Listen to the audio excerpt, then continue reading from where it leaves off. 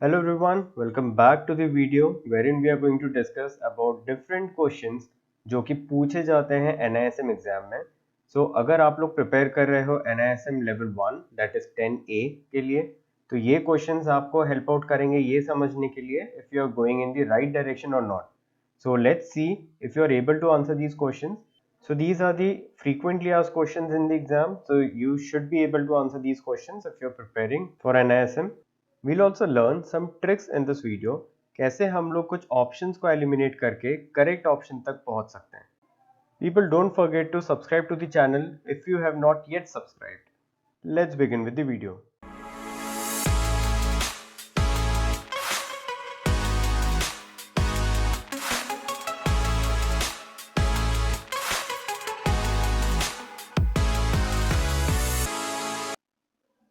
First question says, Mr. Rohit is interested in replicating the market benchmark. Market benchmark मतलब हम लोग Nifty ले सकते हैं या हम लोग सेंसेक्स ले सकते हैं। तो निफ्टी के जो स्टॉक्स हैं या निफ्टी इंडेक्स का जो मूवमेंट है बिल्कुल वैसा मूवमेंट उन्हें अपने म्यूचुअल फंड का चाहिए या अपने पोर्टफोलियो का चाहिए।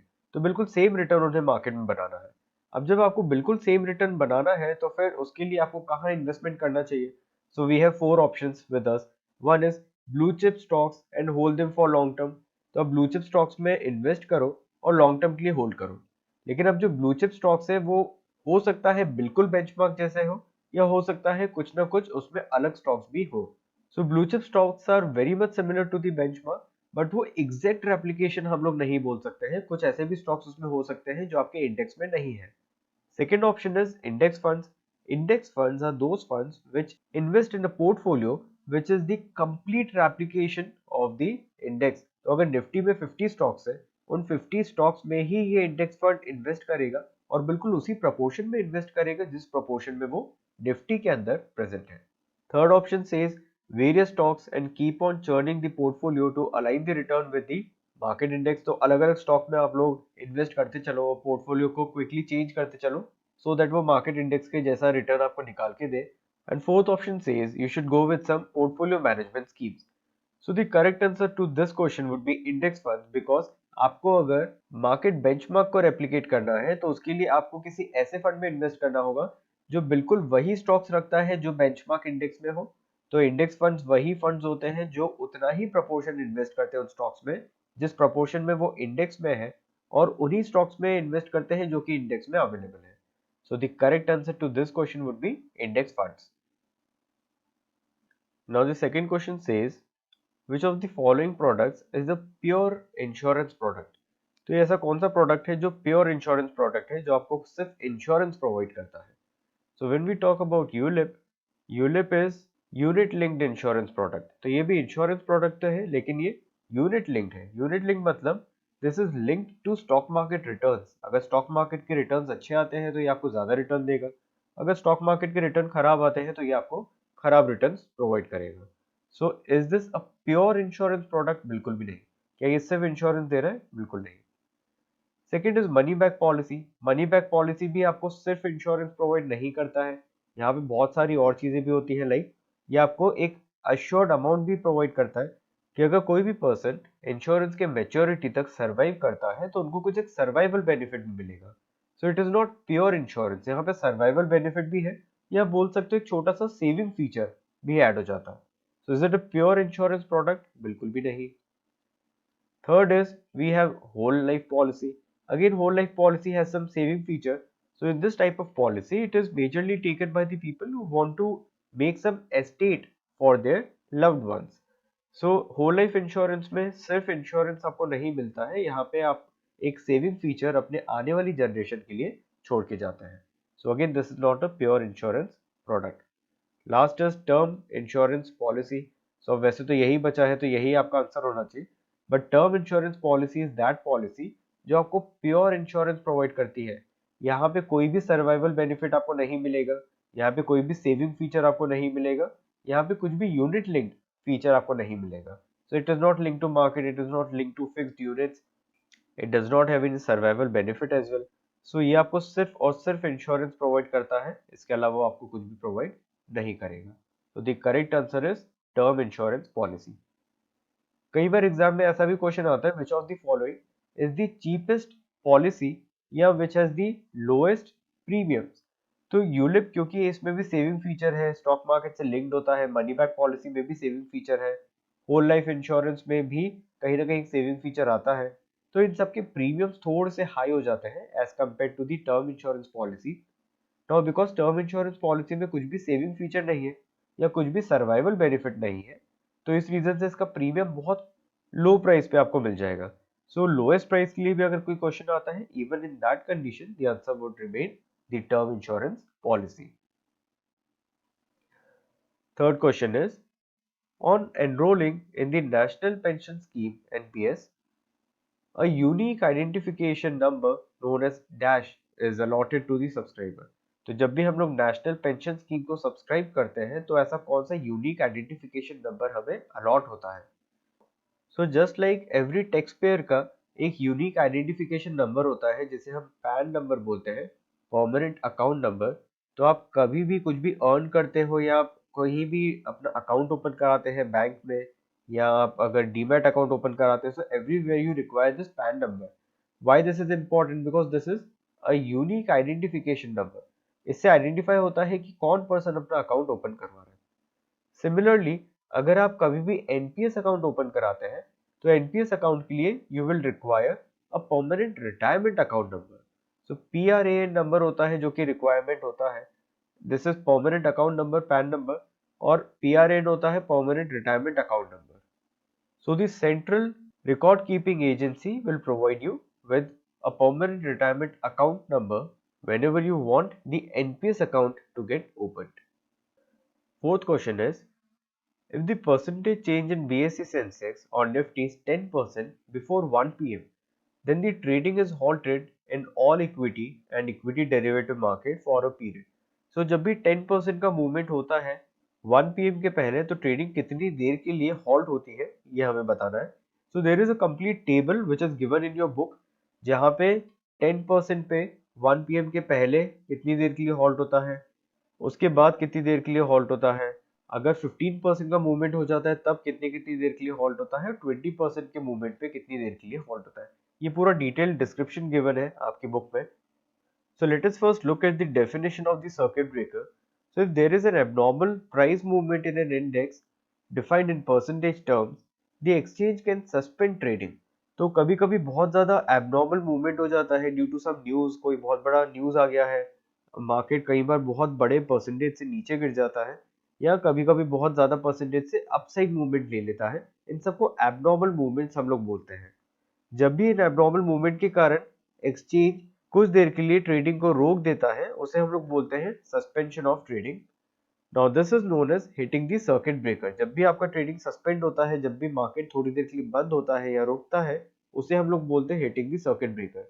यूजुअली इंडेक्स में तीन टाइप के सर्किट ब्रेकर होते हैं या तीन लेवल पे सर्किट ब्रेकर होते हैं। First is 10%, second is 15%, third is 20%। So if a trigger time is before 10 p.m. and the market is moved by 10%, the market is halted for 45 minutes। तो 1 pm के पहले अगर सर्किट हिट होता है 10% का, तो यहाँ पे मार्केट को 45 मिनट्स के लिए हॉल्ट किया जाता है। So the correct answer is option B, that is 45 minutes. Next question is, the integrated grievance management system IGMS is an online consumer complaint registration system created by। तो ये जो IGMS system है ये किसने create किया है या किसके ग्रीवेंस को रिजॉल्व करने के लिए ये मैनेजमेंट सिस्टम वर्क करता है। So for SEBI securities exchange board of India we have SCORES. तो ये सारे आपको नाम पता होने चाहिए, जितने भी ग्रीवेंस मैनेजमेंट सिस्टम्स हैं हमारी कंट्री में, जितने भी रेगुलेटर्स के अंडर ये ग्रीवेंस मैनेजमेंट सिस्टम्स वर्क करते हैं, ये सबके नाम आपको पता होने चाहिए। So for SEBI we have SCORES. तो अगर कभी भी ये पूछा गया है कि सेबी का ग्रीवेंस मैकेनिज्म सिस्टम कैसे वर्क करता है या किस मैनेजमेंट सिस्टम के अंदर ये वर्क करता है, so we have SCORES under it. SCORES का भी एक फुल फॉर्म है which is SEBI complain redress system. So SEBI complain redress system ये है grievance management system for SEBI. Second we have is PFRDA. PFRDA के लिए भी एक ग्रीवेंस मैनेजमेंट सिस्टम है which is CGMS। CGMS stands for Central Grievance Management System। So CGMS is for PFRDA. Next we have is Insurance Regulatory and Development Authority of India, IRDAI. तो IRDAI का जो grievance management system होता है वो होता है IGMS. तो जो क्वेश्चन में पूछा गया है IGMS, ये मैनेजमेंट सिस्टम होता है इंश्योरेंस रेगुलेटरी के लिए. तो इंश्योरेंस रेगुलेटरी से रिलेटेड जितने भी ग्रीवेंस हैं वो सब सॉल्व होंगे under integrated grievance management system, that is IGMS. So the correct answer would be the Insurance Regulatory and Development Authority of India, IRDAI. Lastly, we have Reserve Bank of India. So for Reserve Bank of India, we have Banking Ombudsman. So यहाँ पे screen पे आपको सारे regulator और उनके complaint redress system मिल जाएंगे. So for SEBI we have scores, for IRDAI we have Integrated Grievance Management System IGMS जो इस क्वेश्चन में पूछा था.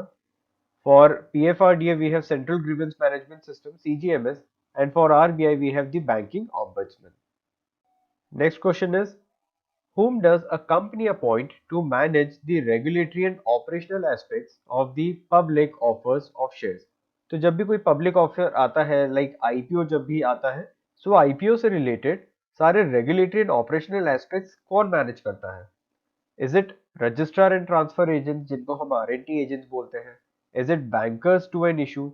Is it the lead managers? और is it the underwriters to an issue? So the correct answer for this question is lead managers. So जब भी किसी भी कंपनी को प्राइमरी मार्केट में एंटर करना है, आईपीओ अगर लॉन्च करना है आपको, तो आपको सबसे पहले जाना होता है एक मर्चेंट बैंक के पास. ये मर्चेंट बैंक मिलके एक आपको टीम बना के देगा जिस टीम को लीड करेंगे लीड मैनेजर्स. तो ये जो लीड मैनेजर होंगे वो पूरी टीम को लीड करेंगे, और इस टीम को लीड करने के साथ वो रिप्रेजेंट करेंगे आपकी कंपनी को इन फ्रंट ऑफ सेबी. सो जितने भी रूल्स एंड रेगुलेशंस है, जो भी ऑपरेशनल एस्पेक्ट्स है, वो देखेंगे, वो मेक श्योर करेंगे कि वो सारे फुलफिल हो, और सेबी के सामने वो प्रेजेंट करेंगे आपकी कंपनी का पूरा वर्किंग एंड एवरीथिंग, और आपका जो डीआरएचपी है वो फॉर्म करने में वो हेल्प करेंगे. DRHP is draft red herring prospectus. तो ये प्रोस्पेक्टस फॉर्म करने में वो हेल्प करेंगे. फाइनली जैसे ही सेबी से सारी चीजें अप्रूव हो जाती है, then you can directly go into the primary market. So वो पूरे वर्क में आपको जो बैंक हेल्प करेगा वो बैंक होता है मर्चेंट बैंक. और उस मर्चेंट बैंक में जो टीम आपको अलॉट करती है, वो टीम जो लीड करता है उस पर्सन को हम बोलते हैं लीड मैनेजर, या उस टीम के जितने भी मैनेजर्स हैं उन सबको हम बोलेंगे lead managers. So the correct answer to this question would be lead managers. Next question is, loss from a business or profession can be carried forward for a period of. So कितने साल के लिए आप अपने loss को carry forward कर सकते हैं? यूजुअली होता क्या है, अगर आपको प्रॉफिट हुआ है तो आपको इनकम टैक्स फाइल करना पड़ता है. अगर आपको लॉस हुआ है तो आप इनकम टैक्स तो फिल नहीं करोगे. लेकिन अगर आपको एक साल लॉस हुआ है और उसका अगले साल प्रॉफिट हो जाता है, तो अगले साल के प्रॉफिट में से प्रीवियस ईयर का लॉस आप सेट ऑफ कर सकते हो. बिकॉज जब लॉस आपको हुआ है तब तो डेफिनेटली आपकी कंपनी ने परफॉर्म नहीं किया. तो जब आपकी कंपनी ने अच्छा परफॉर्म किया तो हम बहुत ज्यादा टैक्स क्यों दें? पिछले साल लॉस था, पिछले साल के पहले लॉसेस तो हम रिकवर करें, उसके बाद ही हम बोलेंगे कि हाँ हमारी कंपनी अच्छे प्रॉफिट में है. तो पिछले साल का हम पहले लॉस को रिकवर करेंगे, हम लॉस को सेट ऑफ करेंगे, और फिर जो उसके ऊपर का प्रॉफिट है उसके ऊपर हम लोग टैक्स पे करेंगे. सो ये जो लॉस होता है ये हम कैरी फॉरवर्ड कर सकते हैं, बट कितने साल के लिए? अगर मुझे इस साल लॉस हुआ है तो इसको मैं कितने ईयर्स तक कैरी फॉरवर्ड कर सकता हूँ? So I can carry forward it for next 8 years. So the answer is 8 years. So let's have a look at the complete scenario. So the losses from business or profession can be set off against the income from the same head or other heads of income. Losses can be carried forward for a period of 8 years. तो अगले 8 years तक आप अपने loss को carry forward कर सकते हो. If it is income from business or profession. अगर वो लॉस फ्रॉम हाउस प्रॉपर्टी है तब आप उसको कैरी फॉरवर्ड कर सकते हो for the period of 8 years again. और अगर वो लॉस फ्रॉम स्पेक्युलेटिव बिजनेस है तब आप उसको कैरी फॉरवर्ड कर सकते हो for a period of 4 years. 4 साल के लिए आप उसे कैरी फॉरवर्ड सिर्फ कर सकते हो अगर वो स्पेक्युलेटिव बिजनेस से लॉस आपको हुआ है तो. Next is, which of the following would qualify as a financial goal? बहुत इजी क्वेश्चन है ये. सिंपल सी चीज बस आपको ध्यान रखनी है, फाइनेंशियल गोल वो गोल होता है जहां पे आपके पास टाइम ड्यूरेशन भी हो कि कितने टाइम के बाद आपको अमाउंट चाहिए, और आपके पास एग्जैक्ट फिगर भी हो, लाइक कितना अमाउंट आपको चाहिए. तो अगर मैंने आपको बोला कि मुझे 10 साल के बाद कुछ पैसे चाहिए, this is not a financial गोल, क्योंकि मनी डिफाइंड ही नहीं है. अगर मैंने आपको बोला मुझे कुछ टाइम के बाद 10 लाख रुपीस चाहिए, again this is not a financial गोल, क्योंकि यहाँ पे टाइम डिसाइडेड नहीं है. अगर मैंने आपको बोला मुझे 3 साल के बाद 5 लाख रुपए चाहिए, दिस इज द फाइनेंशियल गोल. तो जहां पे आपका टाइम भी डिफाइंड है कितने ईयर्स के बाद चाहिए, और जहां पे आपका मनी भी डिफाइंड है कितना मनी चाहिए, वो हो जाएगा आपका फाइनेंशियल गोल। तो लेट्स सी इनमें से कौन सा ऑप्शन सही बैठता है। ₹3 lakh required for sisters wedding, यहाँ पे कब रिक्वायर्ड है वो मेंशन नहीं है, तो ये आपका फाइनेंशियल गोल नहीं होगा। ₹5 lakh needed after 2 years to pay the child tuition fees, बिल्कुल, तो यहाँ पे 5 लाख रुपीज भी मेंशन है और यहाँ पे टाइम ड्यूरेशन भी मेंशन है 2 years। Definitely this is going to be the financial goal. आगे के भी ऑप्शन देख लेते हैं। A sizable sum needed to buy a new car in 2 years, यहाँ पे 2 years तो गिवन है लेकिन कितना अमाउंट रिक्वायर्ड है वो गिवन नहीं है। Next is ₹15 lakhs needed for purchasing a flat, 15 lakh रुपए चाहिए फ्लैट खरीदने के लिए, कब चाहिए ये नहीं बताया है। So again time is not there, so the only correct option is option B, that is ₹5 lakh needed after 2 years to pay the child's tuition fees. Which ratio is used to calculate the rate of return in form of dividend income from a company's equity shares? So company का rate of return आपको निकालना है कि dividend income से आपको कितना rate of return निकला है, तो कौन सा रेशियो आप यूज करोगे। तो उसका बोलने का मतलब ये है कि अगर आपको एज अ डिविडेंड ₹8 मिला है और आपने जो इन्वेस्टमेंट किया था इन कंपनीज इक्विटी शेयर्स, आपने शेयर्स में कितना इन्वेस्ट किया, आपने ₹200 का शेयर परचेस किया था। तो अगर ₹200 का शेयर परचेस किया और आपको ₹8 का डिविडेंड मिला है, तो आपकी डिविडेंड इनकम कितनी हुई, आपकी डिविडेंड इनकम यहाँ पे हुई 4%, बिकॉज ये हो जाएगा 4/100, तो 4% आपकी डिविडेंड इनकम यहाँ पे जनरेट हुई है। तो ये 4% डिविडेंड इनकम, इनमें से कौन सा फॉर्मूला है, हमने यहाँ पे क्या किया, dividend divided by current market price. Now dividend divided by current market price is nothing else but the dividend yield ratio. So the correct answer is option A, dividend yield ratio. So the dividend yield is the amount a company pays to its investors as dividends in comparison with the current market price of the stock. तो company अपने current market price के according कितना dividend आपको पे कर रही है, ये हम जब रेशियो निकालते हैं इस रेशियो को हम बोलते हैं dividend yield ratio. The formula for this ratio is dividend yield ratio is equal to dividend per share divided by market value per share. Next question is, is it true that the tax adjusted returns are higher than the nominal return because tax payments increase the nominal value of the returns? So is it true that the tax adjusted returns are higher than the nominal return? तो क्या हमारे tax adjusted return हमारे nominal return से higher होते हैं? ये statement true है कि false है, ये आपको बताना है। तो मैं एक कैलकुलेशन आपको समझा देता हूँ, आपको इजीली समझ में आ जाएगा कि ये स्टेटमेंट ट्रू है कि फॉल्स है।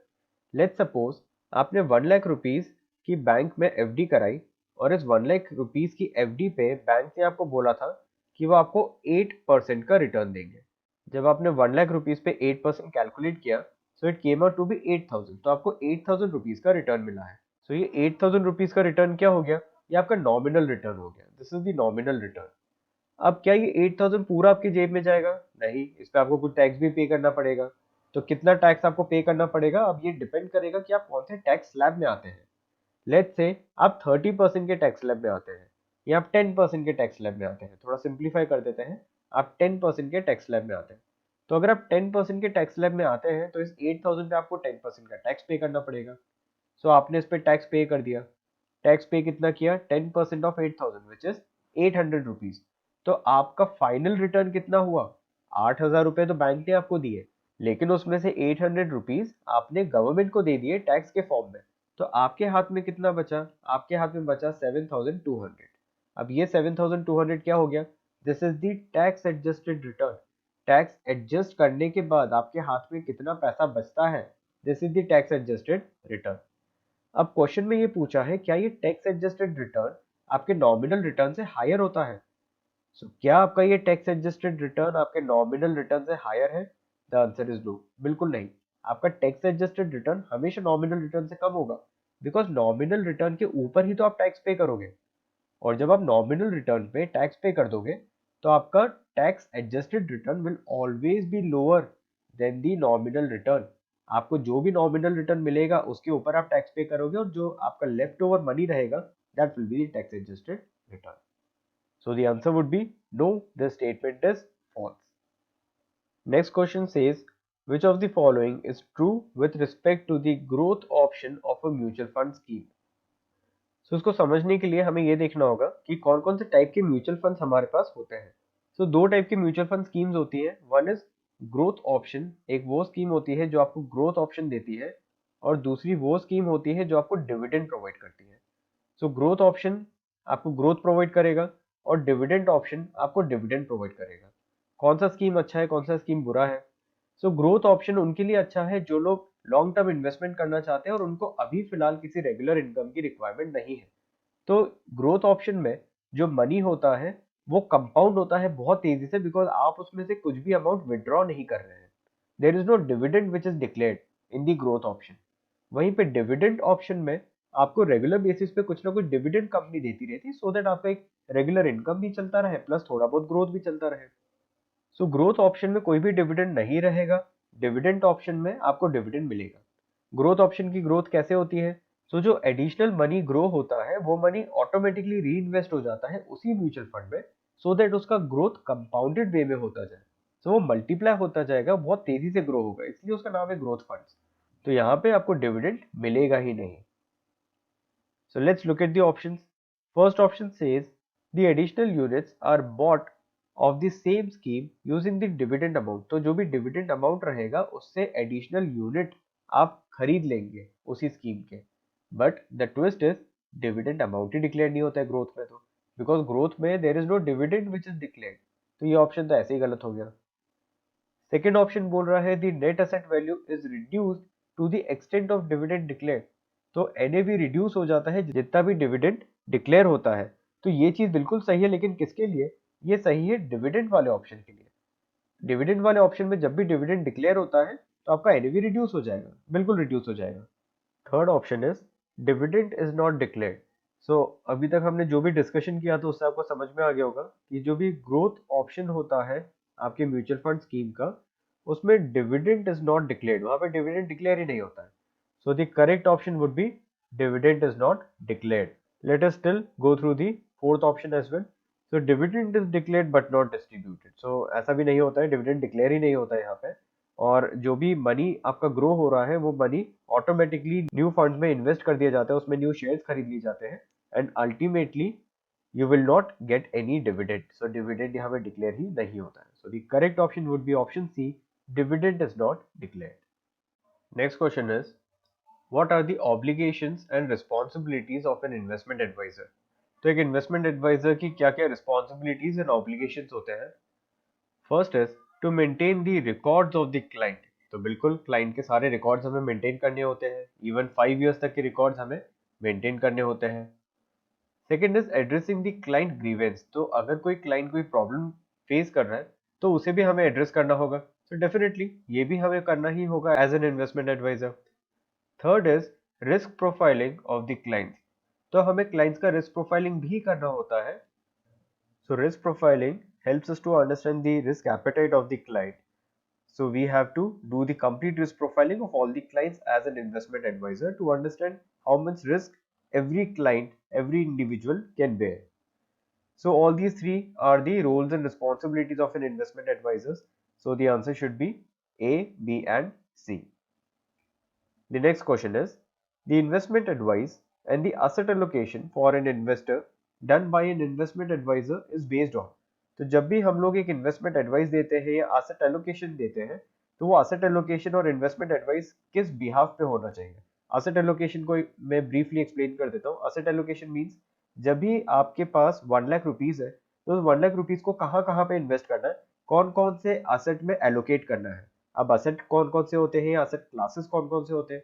सो asset classes can be equity, हो सकता है वो आपके मनी को शेयर्स में इन्वेस्ट कर दें।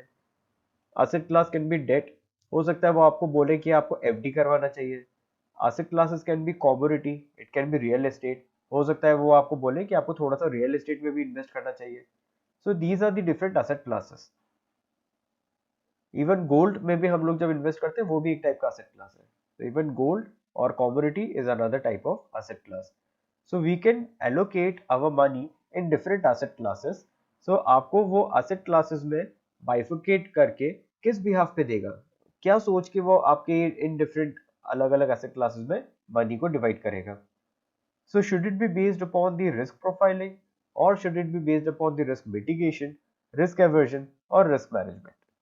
So as discussed in the last question, we have to do the risk profiling of all the clients wherein we'll understand how much risk a client can bear. तो अगर client की risk profiling करने के बाद हमें ये समझ में आता है कि वो क्लाइंट बहुत कम रिस्क ले सकता है, बिल्कुल भी रिस्क नहीं लेना चाहता है और बिल्कुल सेफर साइड पे वो रहना चाहता है, तो हम उसका जो मनी है वो एफडीज में डालेंगे विच इज अ डेट इंस्ट्रूमेंट, या बॉन्ड्स एंड डिबेंचर्स में हम लोग इन्वेस्ट करेंगे which is again a debt instrument. अगर क्लाइंट की एक्सपेक्टेशन ये है कि मनी बहुत तेजी से ग्रो होना चाहिए, तो हम लोग कुछ ग्रोथ एसेट क्लास में उसका इन्वेस्टमेंट करेंगे जो कि तेजी से ग्रो हो, जहां पे रिस्क थोड़ा सा ज्यादा रहे, रिटर्न भी काफी अच्छा रहे। So we'll invest the money in equity. अगर क्लाइंट की एक्सपेक्टेशन है कि वहां पे फिक्स रिटर्न भी आना चाहिए और ग्रोथ भी होनी चाहिए, तो हम लोग रियल एस्टेट में इन्वेस्ट करेंगे कि क्लाइंट का जो इन्वेस्टमेंट है वो ग्रो भी करेगा, ईयर ऑन ईयर उसकी वैल्यूएशन भी बढ़ेगी, प्लस उसको फिक्स रेंटल इनकम भी मिलती रहेगी, तो हम लोग रियल एस्टेट में इन्वेस्ट करेंगे। So looking at the risk appetite, looking at the risk profiling of the client will suggest him which asset class is good for him.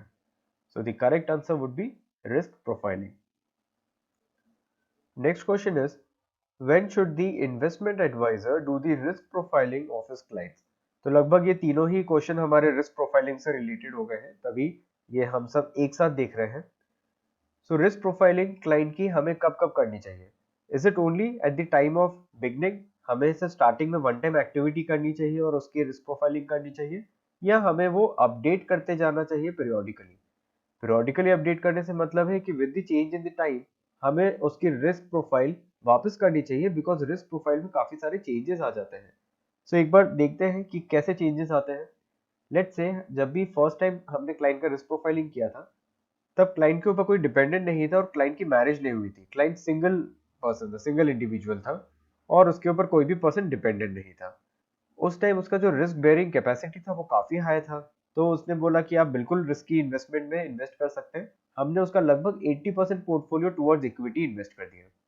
लेकिन कुछ टाइम के बाद उसी क्लाइंट का 30 इयर्स की एज में शादी हो गई और शादी के बाद थोड़ा सा और सर्विसेज उसने हमसे परचेस करी। तो पहली वाली सर्विस परचेस करी थी 21 की एज में, और बाकी की जो सर्विसेज परचेस करी वो 30 की एज में परचेस करी। सो 30 की एज में जब उसने परचेस करी, तो क्या सेम रिस्क प्रोफाइलिंग हम लोग यूज कर सकते हैं? नहीं, क्योंकि यहाँ पे हो सकता है उसकी लाइफ में बहुत सारे चेंजेस आए हों। फॉर एग्जाम्पल, हो सकता है उसकी मैरिज हो गई हो। अगर मैरिज होगी तो उसके ऊपर कोई डिपेंडेंट होगा, उसके ऊपर कोई डिपेंडेंट होगा तो वो इतनी ज्यादा रिस्क नहीं ले पाएगा। सेकेंडली, जब मैरिज हो जाती है तो आपके ऊपर कुछ फिक्स एक्सपेंडिचर्स भी आ जाते हैं, और for this you will need some regular income. तो यहाँ पे शायद हमें डेट इंस्ट्रूमेंट की रिक्वायरमेंट होगी ताकि हम लोग एक फिक्स इनकम भी जनरेट कर पाए, लेकिन इक्विटी भी जरूरी है बिकॉज यहाँ पे आपको ग्रोथ भी चाहिए। तो ये दोनों इंस्ट्रूमेंट्स हैं जो नेसेसरी हो जाएंगे, और आप थोड़ा थोड़ा इन्वेस्टमेंट दोनों जगह कर सकते हैं और अपने इन्वेस्टमेंट को डाइवर्सिफाई कर सकते हैं इन डिफरेंट एसेट क्लासेस। सो यहाँ पे विथ टाइम आपका रिस्क प्रोफाइल और रिस्क एपेटाइट चेंज होता है, दैट इज व्हाई हमें रिस्क प्रोफाइलिंग भी अपडेट करना चाहिए periodically. So the correct option would be risk profiling has to be updated periodically. Next question is, bond X with face value of rupees 10 carries a coupon rate of 7%. तो जब coupon rate 7% है और उसका face value 10% है, मतलब 0.7 rupees का coupon ये provide कर रहा है। If the interest rate in the market goes up, what will be the impact on the price of the bond X? So ये बहुत सिंपल सा कंसेप्ट है, इसको अपन कंसेप्ट वाइज समझते हैं। तो लेट सपोज ये बॉन्ड है और एक हमारा मार्केट है। मार्केट मतलब आप बैंक समझ लो, बैंक के इंटरेस्ट रेट्स, ओवरऑल मार्केट के interest rates apart from the bond. अब बॉन्ड आपको एक फिक्स इंटरेस्ट रेट दे रहा है 7%, और मार्केट भी आपको फिक्स इंटरेस्ट रेट दे रहा है 7%। तो आप बॉन्ड में भी इन्वेस्ट कर सकते हो, मार्केट में भी इन्वेस्ट कर सकते हो। नाउ लेट्स से मार्केट के इंटरेस्ट रेट हो गए 8%, तो मार्केट अब आपको ज्यादा रिटर्न दे रहा है, तो अब आप कहाँ इन्वेस्ट करना प्रेफर करोगे? बॉन्ड में या बैंक में? बैंक या बाकी मार्केट आपको 8% का रिटर्न दे रहा है, so obviously you will prefer the banks over the bond. So what will people do? People will start selling this bond and they will start investing in FDs जहाँ पे उनको 8% का रिटर्न मिल रहा है। तो जब वो ये बॉन्ड को सेल करेंगे तो इस बॉन्ड का जो मार्केट वैल्यू है it will start falling down, because यहाँ पे लोग सेल कर रहे हैं। So because people are selling this bond, the market value of this bond will start falling, so क्योंकि इंटरेस्ट रेट इंक्रीज हुआ है, सो बॉन्ड का वैल्यू डिक्रीज हो जाएगा। So there is an inverse relation between this. यहीं पे अगर market का रेट रिड्यूस हो जाता, अगर ये 6% होता, तो ये बॉन्ड बहुत अट्रैक्टिव हो जाता लोगों के लिए, क्योंकि मार्केट में 6% मिल रहा है और ये बॉन्ड आपको 7% दे रहा है। तो इस बॉन्ड का डिमांड इंक्रीज हो जाता और अल्टीमेटली इसका प्राइस इंक्रीज हो जाता। तो क्योंकि इसका मार्केट रेट इंक्रीज हुआ है, बॉन्ड का वैल्यू डिक्रीज होगा, और अगर इन्वर्स होता, मार्केट का इंटरेस्ट रेट रिड्यूस होता, तो ये बॉन्ड का प्राइस इंक्रीज हो जाता। सो हमेशा ये इन्वर्स रिलेशन रहेगा। सो क्वेश्चन में ये बोला है कि मार्केट का प्राइस या मार्केट का इंटरेस्ट रेट ऊपर चला गया है, it has increased, so bond क्या होगा, the bond will decrease, so the bond should go down, so the price of this bond will go down. The correct option is option A, the price of the bond will go down. Next question is, a financial market can be best described as the infrastructure which is available to conduct the financial transactions, a legal association of market intermediaries for enabling financial transactions, a market which includes both buyers and sellers of financial instruments, an online platform for investors to buy investment products। तो देखा जाए तो ये चारों ही definition सही है, ये चारों ही डेफिनेशन कहीं ना कहीं हमारे फाइनेंशियल मार्केट को डिस्क्राइब करती है, बट क्वेश्चन में पूछा which describes it the best. तो जब भी आप फाइनेंशियल मार्केट की बात करते हो या जब भी आप स्टॉक मार्केट की बात करते हो, what comes to your mind first? Buying and selling of shares. हम शेयर्स को खरीदते हैं, शेयर्स को बेचते हैं, या बॉन्ड्स को खरीदते हैं, बॉन्ड्स को सेल करते हैं। So whenever anybody asks you for the best definition for financial market or stock market, so try finding two terminologies, buying और selling, और where we have the buyers and the sellers। तो जहां भी buyers और sellers available है, वो definition आपके लिए best suited definition रहेगी, because it is a platform which helps all the investors to search for the opposite party, to search for the counter party। buyer को seller से मिलवाना और seller को buyer से मिलवाना ही सबसे मेजर रोल है एक financial market का।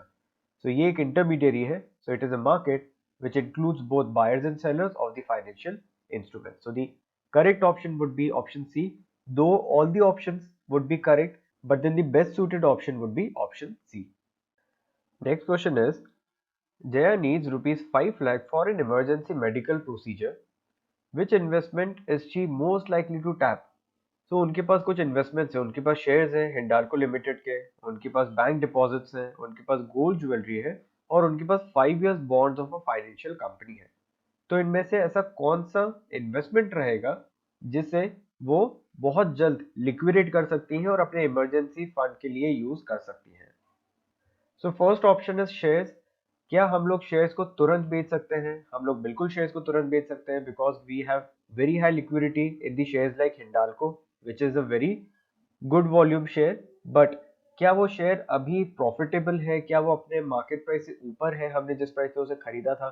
ऐसी बहुत सारी चीजें होंगी जो हमें देखनी होगी, और ये सारी चीजें देखते हुए it would be tough for us to decide कि is it the right time to sell Hindalco.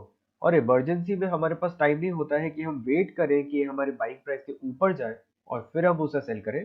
So there can be many situations wherein we might not be able to sell Hindalco because it might be in a big loss. अगर हमारे पास और कोई option नहीं तो definitely will go with Hindalco, but हमारे पास अभी 3 और ऑप्शन है, तो हम लोग चलते हैं आगे। Second option is bank deposit. अगर आप लोग बैंक डिपॉजिट को एग्जिट कर देते हैं, बैंक डिपॉजिट को सेल कर देते हैं, तो क्या आप लोग फंड अरेंज कर सकते हैं? Definitely you can arrange the funds. Third option पे चलते हैं, gold jewellery. So gold jewellery अगर आप सेल कर देते हैं, बिल्कुल आप उससे भी फंड्स अरेंज कर सकते हैं, और ये भी काफी लिक्विड होता है। लेकिन यहाँ पे भी सेम प्रॉब्लम आएगी जो हिंडाल्को के शेयर में थी, कि जब आपने गोल्ड ज्वेलरी खरीदी थी उस टाइम के प्राइस से क्या अभी आप प्रॉफिट में हैं? अगर आप प्रॉफिट में नहीं है, so this might not be right time to sell the gold jewellery. So जो भी मार्केटेबल सिक्योरिटीज है, उन सब में आपको एक चीज ध्यान रखनी होगी, अगर वो आपके बाइंग प्राइस से ऊपर है तभी आप उसे सेल करना प्रेफर करोगे, otherwise you won't sell it for the emergency requirements. Last option is 5 year bonds of a finance company. तो क्योंकि ये बॉन्ड 5 इयर्स का है, it would be difficult for us to sell it. Bank deposit में कोई ऐसा time period mention नहीं है, और यहाँ पे ये भी नहीं लिखा है कि फिक्स डिपॉजिट है।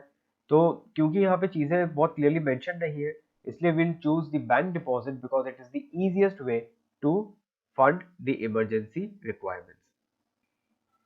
Next is corporate bonds with high credit rating. So ये कौन सी कंडीशन है जो corporate bond with high credit rating के साथ मैच हो पाएगी? First is they have high coupon rate. तो अगर कोई बॉन्ड का क्रेडिट रेटिंग बहुत हाई है, लेट्स से वो गवर्नमेंट बॉन्ड है, इतना हाई रेटिंग है कि गवर्नमेंट बॉन्ड जितना उसका रेटिंग है, तो क्या हम लोग उसका कूपन रेट हाई रखेंगे?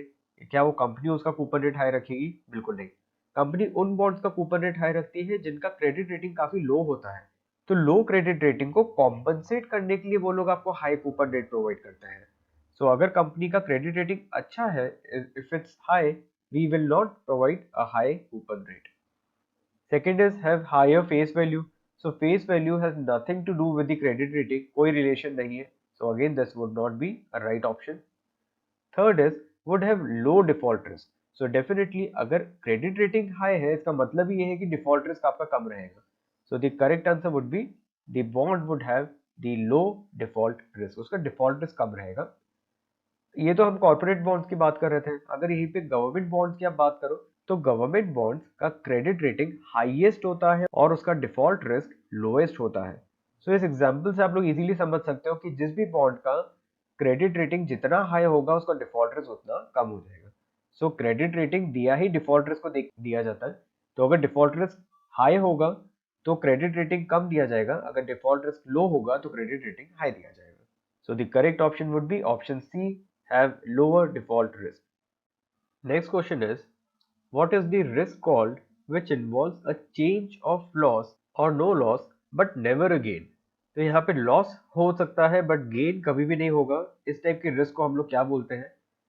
Undesirable risk, complete risk, uninsurable risk और प्योर रिस्क। सो इस टाइप के रिस्क को हम लोग बोलते हैं प्योर रिस्क। मैं इसका एग्जांपल आपको देता हूं तो आपको ज्यादा अच्छे से समझ में आएगा। इसका बेस्ट एग्जांपल है टर्म इंश्योरेंस। तो जब भी आप लोग लेट्स से लाइफ इंश्योरेंस कराते हैं with the facility of term insurance only, आप उसमें कुछ भी मनी बैक पॉलिसी नहीं करा रहे हैं या आप उसमें कुछ भी सर्वाइवल बेनिफिट नहीं ले रहे हैं, आप सिर्फ वहां पे टर्म इंश्योरेंस कर रहे हैं। तो अगर आप सिर्फ टर्म इंश्योरेंस कर रहे हैं तो वो एक प्योर रिस्क प्रोडक्ट है जहां पे सिर्फ डेथ कवर मिलता है। तो सिर्फ death cover would be involve और सिर्फ डेथ होने पे ही फैमिली को लाइफ इंश्योरेंस का कवर मिलेगा, अदरवाइज उसका जो सब इंश्योर्ड है वो आपको नहीं मिलेगा। मेच्योरिटी के बाद वो नलीफाई हो जाता है, मेच्योरिटी हो जाती है तो उसके बाद कुछ भी अमाउंट आपको नहीं मिलता है। ये होता है टर्म इंश्योरेंस।